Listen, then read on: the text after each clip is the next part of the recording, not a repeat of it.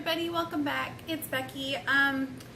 It's really hot out being in Texas in August, so we're going to do an inside craft today. It's something that I haven't tried before and I wanted to do it on video with you guys. It's something that everybody has, and of course it's low cost. You know, it's my favorite thing to do. It has to do with dryer lint. I found this recipe online for dryer lint clay. I'm looking into, you know, the holidays are coming up and everything else, so I'm looking into finding different ways to utilize things around the house for new Christmas decorations, ornaments, things for Halloween, and clay is a really good way to do it. However, if you're like me, you don't like going to the store and spending money on the clays and stuff, especially like the polymers and whatnot. When you get to getting different colors and getting many of them to create a bigger project, it can get quite pricey. So this is a definite low cost way to get some clay to do some of the projects you've been wanting to do. So what you're going to need is, you're definitely going to need dryer lint. I've got a pretty big pile here between a large family and 4 dogs. Lint is definitely something I never run out of. You're also going to need some flour. You're going to need some vegetable oil, and you're also going to need some water. Now what we're going to do is, behind me on the stove I've got a pot ready to go, and you're going to get all of the ingredients in, and then you're going to, on a low heat, get everything mixed together. I don't know why on the recipes that I read and compared, apparently being in a pot over the stove helps things, I don't know, mix better together. So that's what we're going to do. I'm going to move the camera over here so we can watch it happen, and we'll go to the next step. Okay, so what I've got now is, I've got my pot. I just turned it on the burner and I have it at a medium-low setting.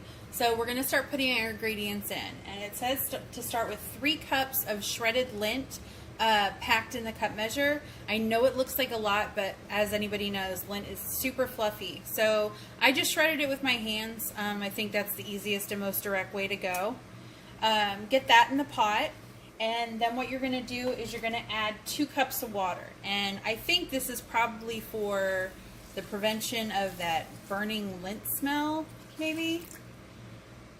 To get that in there first, give it a good mix. This is so weird.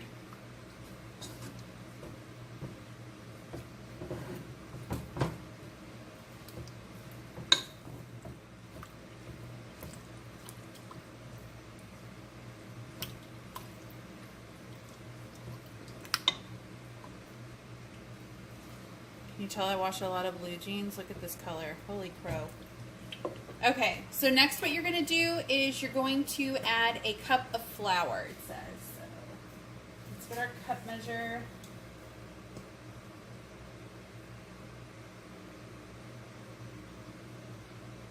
Okay, I've got a cup of flour. We're going to add that in now.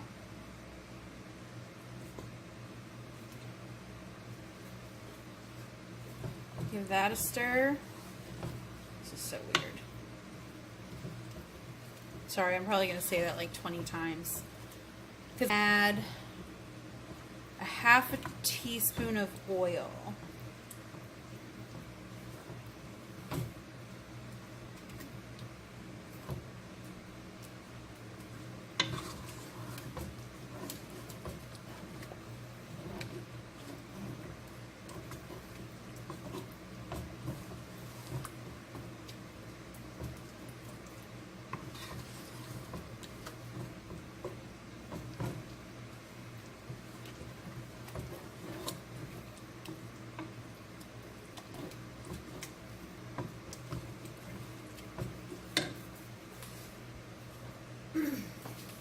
Let's get that half teaspoon of oil in here.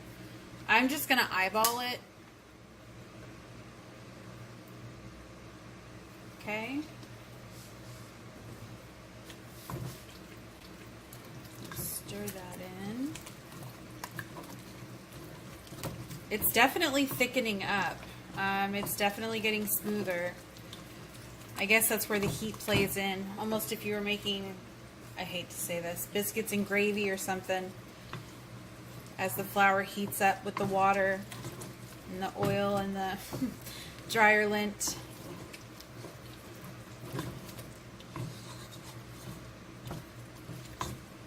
Alright, I'm going to keep stirring this for a bit until we get a smooth consistency, and I'll bring you guys back. Okay, so now that I have it out of the pot, let me show you guys what it looks like. Sorry, I'm like covered in lint.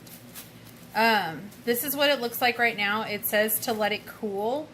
It's starting to, you know, form via clay, I guess. I just have it on some saran wrap, and it's sitting on my island, which is marble, so it's nice and cold. But I'm going to let it cool for a little bit and see what happens as far as its pliability and everything. So when it's cooled off, I'll come back and show you. Okay, we're back. I let this cool for a little bit, honestly as much as my patience would allow me to. And so what we're going to do now is I'm going to try and do some stuff with it. It says that you can put it in the oven at 250 Fahrenheit and let it slowly dry out that way in the oven, or you can let it air dry. I'm going to be using some of my silicone molds. I got this one that's a sugar skull, and then I have a ghost one. And I think this will be really fun for the kids to paint. Halloween is going to be here before we know it. I'm going to get my pumpkins and stuff probably out next month, just getting ready for the fall season. And I think these would be really cute for the kids to be able to do a project. So we're going to, just for, you know, testing the clay's sake, putting these in the molds, putting the lint clay in the molds, and putting them in the oven to see what happens. I was going to do the air dry one, but with that taking a couple days, I kind of want results now so we can see if this is a legit recipe or not. So let's unwrap this. I'm kind of nervous. Oh, let me preheat the oven. And remember, I said 250. Kind of a low and slow, I guess. And then just, I know, you know, when you notice that the whatever you're putting in the oven is dry, the lint clay is a little bit lighter in color. It's not really squishy anymore as far as, you know, the give that raw lint has. So let's do some sugar skulls. All right, I'm gonna get a piece of this. It's like really sticky. So if you're kind of weary about that, I would definitely recommend gloves. And I'm just gonna press it into the mold the best I can.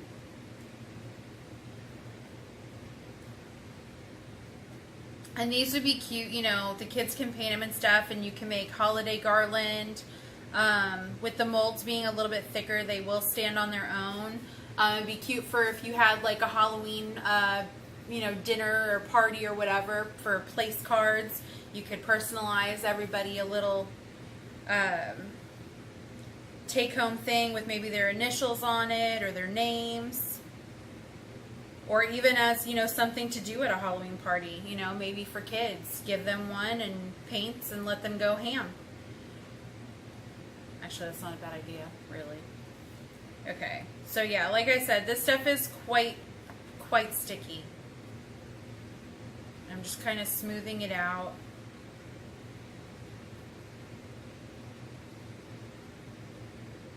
The best I can. The best I can. Let's see.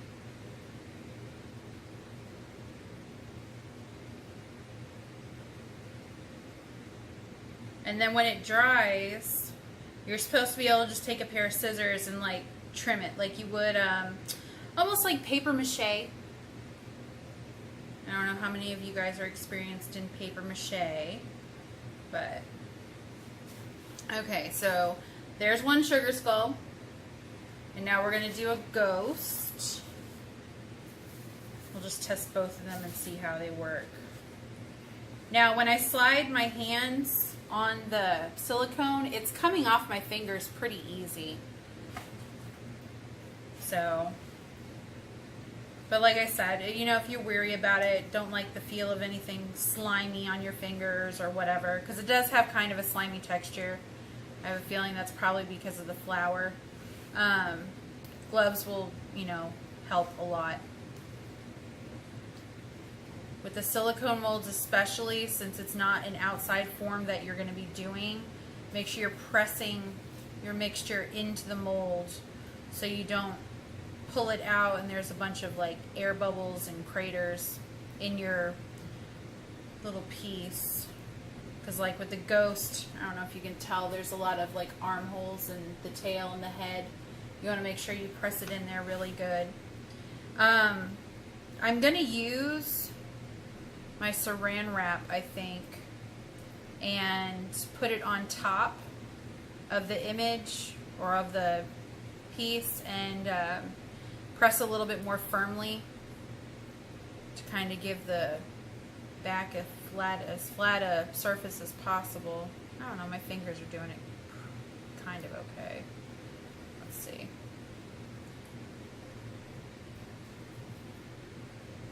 Oh, that's not too bad.